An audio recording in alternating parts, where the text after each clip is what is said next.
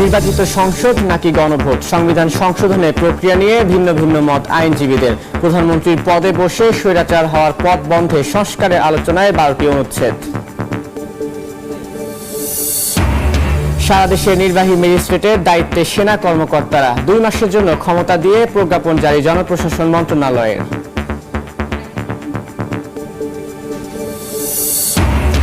মধ্যপ্রাচ্যে শ্রমবাজার সংকোচনের প্রভাব চট্টগ্রামে, জনশক্তি রফতানিতে ভাটা, 2 মাসে গেছে মাত্র 5,500। কর্মী নিতে ফের কলিং ভিসা চালু করল মালয়েশিয়া। প্রশাসনের জিরো টলারেন্সের মুখেও নওগাঁয় রমরমা মাদক ব্যবসা, সীমান্তে 6 পয়েন্ট দিয়ে আসছে চালান, টার্গেট উঠতি বয়সীরা, জড়িতদের আইনের আওতায় আনার তাগিদ।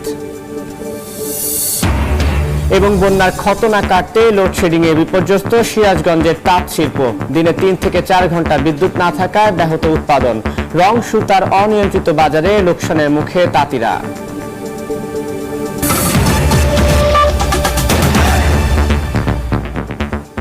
সময় সংবাদের সঙ্গে আছি আমি তানভীর হাসান।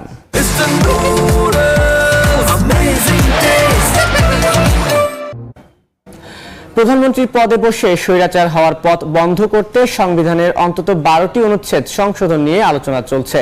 যদিও সংশোধন কোন প্রক্রিয়ায় হবে এ নিয়ে ভিন্ন ভিন্ন মত রয়েছে আইনজীবীদের।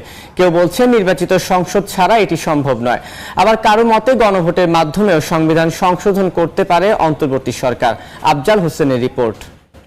The Constitution 17th Amendment Bill 2018 সর্বসম্মতিক্রমে পাশ হলো। 1972 সালের পর এখন পর্যন্ত 17 বার কাটাছেঁড়া করা হয় সংবিধান, কখনো সময়ের প্রয়োজনে, কখনো বা রাজনৈতিক উদ্দেশ্যে ক্ষমতাকে পাকাপোক্ত করতে। ইতিমধ্যে আমরা 14টা বিল পাস। অনেকের মতে বর্তমান সংবিধানে প্রধানমন্ত্রীর পদে বসে যে কারো স্বৈরাচারী হয়ে ওঠার সুযোগ রয়েছে। সে কারণে ছাত্র জনতার গণ অভ্যুত্থানের পর সংবিধান সংশোধন অথবা পুনর্লিখনের দাবি ওঠে। এই আলোকে গঠিত হয় সংবিধান সংস্কার কমিশনও। আলোচনা চলছে অন্তত 12টি অনুচ্ছেদে সংশোধনী আনার। এছাড়া তত্ত্বাবধায়ক সরকার ব্যবস্থা সংবিধানে ফিরিয়ে আনা নিয়েও চলছে আলোচনা। সিনিয়র আইনজীবীরা বলছেন মৌলিক কিছু সংশোধনীর দরকার থাকলেও গণতান্ত্রিক প্রক্রিয়া এবং জবাবদিহিতা নিশ্চিত করতে পারলে বর্তমান সংবিধান দিয়েই বৈষম্যহীন সমাজ গঠন সম্ভব। রাজনৈতিক মানসিকতা এবং পঞ্চদশ সংশোধনীতে যে তত্ত্বাবধায়ক সরকার পদ্ধতি বিলুপ্ত করার ফলে একদলীয় সরকারকে চিরস্থায়ী করার যে প্রবণতা, মিথ্যা ইলেকশন সাজিয়ে, নির্বাচন সাজিয়ে মানুষকে প্রতারণার মাধ্যমে ক্ষমতায় জোর করে বসে থাকা, এইগুলি হচ্ছে কারণ ছিল এক ব্যক্তির সর্বময় ক্ষমতার অধিকার বিস্তার লাভের জন্য।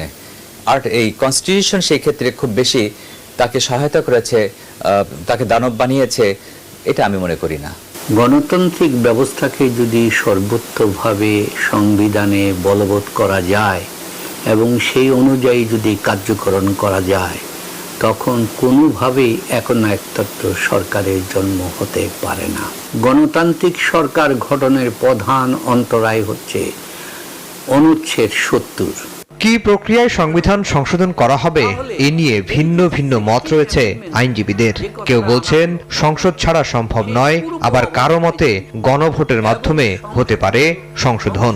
যেটা হতে পারে যে সর্বসম্মতিতে একটা খসড়া তৈরি হতে পারে, যেটা পরবর্তী পার্লামেন্টে প্লেস করবে। আজকে যদি সংস্কার করা হয় তবে বাংলাদেশের মানুষ এতে সর্বসম্মতিতে সিদ্ধান্ত দিচ্ছে, এটা প্রমাণ হবে কেমন করে, unless there is a parliament. জনগণের যদি সমর্থন থাকে সেটাকে জনগণ, এই সরকার একটা করতে পারেন, আপনার একটা ম্যান্ডেট নিতে পারেন, হ্যাঁ না ভোটের একটা ব্যবস্থা করতে পারেন যে এইটা করলাম, এইটার প্রতি তোমাদের কি সমর্থন আছে। জনগণের সমর্থন নিলে সেটাও আবার কিন্তু একটা সাংবিধানিক স্বীকৃতি থাকে। এই স্বীকৃতির মাধ্যমে পরবর্তী সংসদ এটাকে যিনি নির্বাচিত হয়ে আসবেন, সংসদ সেটাকে আপনার পাশ করে নেবে, এতে কোনো বাধা থাকবে না।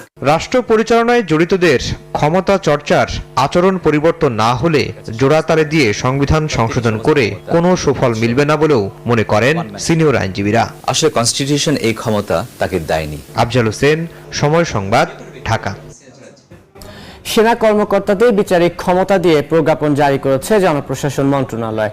মঙ্গলবার রাতে মন্ত্রণালয়ের জ্যেষ্ঠ সহকারী সচিব জেটি প্রো স্বাক্ষরিত প্রেস বিজ্ঞপ্তিতে এ তথ্য জানানো হয়। বিজ্ঞপ্তিতে বলা হয়, প্রজ্ঞাপন জারির দিন থেকে পরবর্তী 60 দিনের জন্য কমিশনপ্রাপ্ত সেনা কর্মকর্তারা জনস্বার্থে নির্বাহী ম্যাজিস্ট্রেট হিসেবে দায়িত্ব পালন করবেন।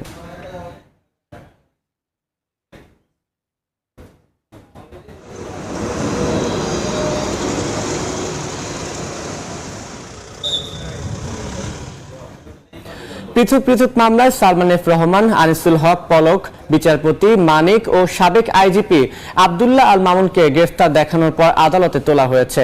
সে খবর জানাতে এই মুহূর্তে ঢাকা সিএমএম আদালতে আছেন রিপোর্টার আসিফ মোহাম্মদ সিয়াম। সরাসরি যাচ্ছি সেখানে। সাবেক বিচারপতি এইচ.এম. শামসুদ্দিন মানিককে সকালে ঢাকার সিএমএম আদালতে আনা হলে তাকে মোট 8টি হত্যা মামলায় নতুন করে গ্রেফতার দেখানো হয়েছে। তবে পুলিশের পক্ষ থেকে কোনো ধরনের রিমান্ড চাওয়া হয়নি। সাবেক বিচারপতি মানিকের সাথে আরও ছিলেন সালমান এফ রহমান, এছাড়া আইসিটি প্রতিমন্ত্রী জুনায়েদ আহমেদ পলক, সাবেক আইনমন্ত্রী আনিসুল হক এবং সাবেক পুলিশ মহাপরিদর্শক চৌধুরী আব্দুল্লাহ আল মামুন। প্রত্যেক আসামিকেই সিএমএম আদালত আজ নতুন করে গ্রেফতার দেখিয়ে কারাগারে পাঠিয়েছেন। তাদেরকে আমরা যতটুকু জানতে পেরেছি তাদেরকে মোট 14টি হত্যা মামলার আসামি করা হয়েছে। এই হত্যা মামলাগুলো সবই হচ্ছে লালবাগ, বাড্ডা এবং আদাবর থানার হত্যা মামলা। বিচারপতি মানিক এর আগে সিলেট সীমান্ত দিয়ে ভারতে অনুপ্রবেশের দায়ে, অবৈধ অনুপ্রবেশের দায়ে গ্রেফতার ছিলেন। তাকে সেই মামলায় জামিন দেওয়া হলেও আজ তাকে ঢাকায় আনা হয়, যেহেতু তার বিরুদ্ধে একাধিক হত্যা মামলা ছিল এবং অন্যান্য যে আসামি যারা ছিলেন তারা এর আগেও তাদের নামে একাধিক মামলা ছিল এবং তারা রিমান্ড ফেরত আসামি ছিলেন এবং তাদেরকে এর আগেও অন্যান্য হত্যা মামলায় তাদেরকে গ্রেফতার দেখানো হয়েছিল। তো আজ সকালে তাদের সবাইকে যখন আদালতে আনা হয় তাদেরকে নতুন করে গ্রেফতার দেখানো হয়েছে। তবে রাষ্ট্রপক্ষের আইনজীবী বলছেন যে যেহেতু তারা প্রাক্তন সরকারের গুরুত্বপূর্ণ পদে ছিলেন, তাই রাজনৈতিক হয়রানিমূলক উদ্দেশ্যেই তাদেরকে একাধিক মামলার আসামি করা হচ্ছে। এবং সাবেক বিচারপতি মানিকের ব্যাপারে রাষ্ট্রপক্ষের আইনজীবীর বক্তব্য হচ্ছেন যে তিনি যেহেতু একজন বিচারপতি ছিলেন, সুতরাং তার বিরুদ্ধে এই ধরনের হত্যা মামলা দেশের বিচার ব্যবস্থার প্রতি মানুষের আস্থা নষ্ট করে ফেলে, এই ধরনের মন্তব্য আসামিপক্ষের আইনজীবী করেছেন। তবে রাষ্ট্রপক্ষের আইনজীবী যেটা জানিয়েছেন যে যেহেতু তারা ক্ষমতাচ্যুত সরকারের গুরুত্বপূর্ণ পদে ছিলেন, কাজেই ছাত্র জনতার হত্যা মামলায় তারা নির্দেশদাতা হিসেবে এবং তারা এই হত্যায় বিভিন্নভাবে তাদেরই মূলত যোগসাজশ ছিল। এবং বিচারপতি মানিকের ব্যাপারে যেটা বলেছেন যে তিনি বিচার ব্যবস্থা কলুষিত করার ক্ষেত্রেও তার গুরুত্বপূর্ণ ভূমিকা ছিল। তো সিএমএম আদালত থেকে এই ছিল আমার কাছে সর্বশেষ।